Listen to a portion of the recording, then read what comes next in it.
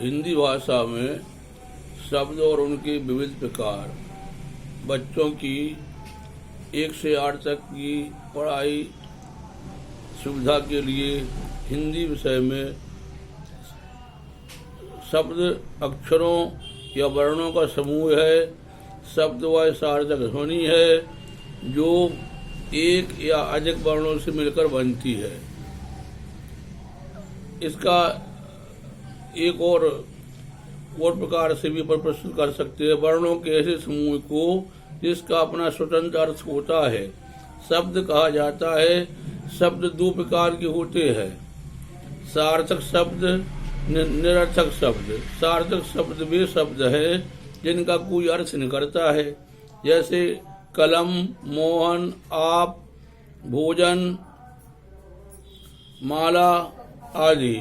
निरर्थक शब्द वे शब्द हैं जिनका कोई अर्थ नहीं निकलता, भले ही वर्णों के समूह है, जैसे तकम, नहमी इत्यादि बहुत से शब्द हैं जिनका कोई अर्थ नहीं होता है।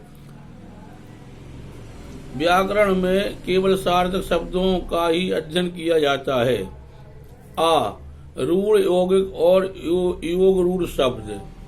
इसको समझें। शब्द रचना या व्युत्पत्ति के आधार पर शब्द 3 प्रकार के होते हैं, रूढ़, यौगिक और योग रूढ़। पहला है रूढ़ शब्द। वे शब्द रूढ़ शब्द कहलाते हैं जिनके सार्थक टुकड़े नहीं किए जा सकते हैं, जैसे घर, दूध, पुस्तक, मकान, चाय आदि।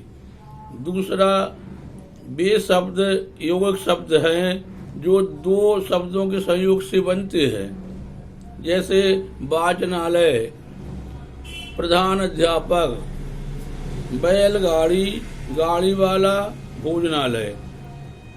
इसी प्रकार तीसरा है योग रूढ़ शब्द। योग रूढ़ शब्द वे शब्द हैं जो शब्दों के संयोग से तो बनते हैं किंतु उनका अपना विशेष अर्थ होता है, जैसे पवन सुत, पंचानन, चतुर्भुज, लंबोदर। इस प्रकार रूढ़, यौगिक और योगारूढ़ शब्दों के विषय में जानकारी आपके लिए दी गई है। इसके बाद तत्सम और तद्भव शब्द के संबंध में जानकारी दी जा रही है और इसे ध्यान से सुने और मनन करें। उत्पत्ति के आधार पर शब्द 5 प्रकार के होते हैं, तत्सम, तद्भव, अनुकरण, वाचक, देशज और विदेशी। पहला है तत्सम शब्द। वे शब्द जो मूलतः संस्कृत के हैं और हिंदी में ज्यों के त्यों स्वीकार कर लिए गए हैं उन्हें तत्सम शब्द कहते हैं, जैसे दुग्ध, ग्रह, सर्प, क्षेत्र, ग्रंथ, सर्वदा, ग्राम, घृत, क्षीण आदि। नंबर 2 में वे शब्द है तद्भव शब्द आते हैं। वे शब्द जो कभी प्राकृत या संस्कृत भाषा में थे किंतु हिंदी में आते आते उनका रूप बदल गया। उदाहरण, दूध, दुग्ध से दूध बना, ग्रह से घर, सर्प से सांप, खेत, जीव, सदा, गांव, घी आदि।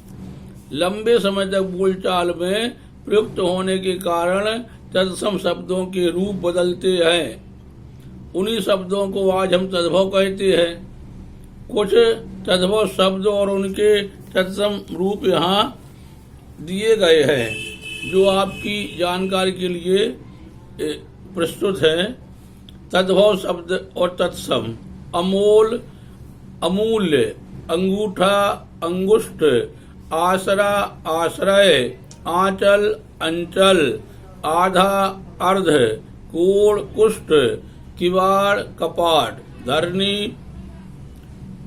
घरणी, गृहिणी, कंगन, कंकड़, गांठ, ग्रंथि, जतन, यत्न, धरती, धरित्री, आंसू, अश्रु, आग, अग्नि, अमी, अमृत, अवगुण, अवगुण, कान, कर्ण, काम, कर्म, कारज कार्य, दांत दंत, दूब दूरबा, आलस आलस्य, सेज सैया, पूंछ पुंछ, मेंढक मंडूक, पोता पौत्र, हल्दी हरिद्रा, सियार सगाल, बच्चा वत्स, बरात बरयात्रा, परस स्पर्श, जम यम, जन्म जन्म, जीव जिह्वा, जोवन यौवन, ढीठ धृष्ट, थन स्तन, दही दधी,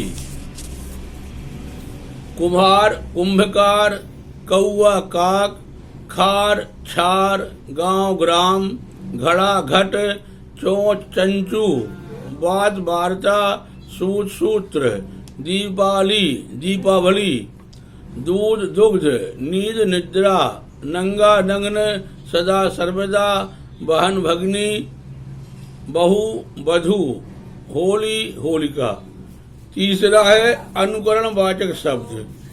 वे शब्द अनुकरण वाचक कहे जाते हैं जो पक्षियों की बोली या ध्वनि के आधार पर बने हैं, जैसे म्याऊ म्याऊ, भिन भिनाना, हिन हिनाना, चहचहाना, काँव काँव। इसके बाद चौथा है देशज शब्द।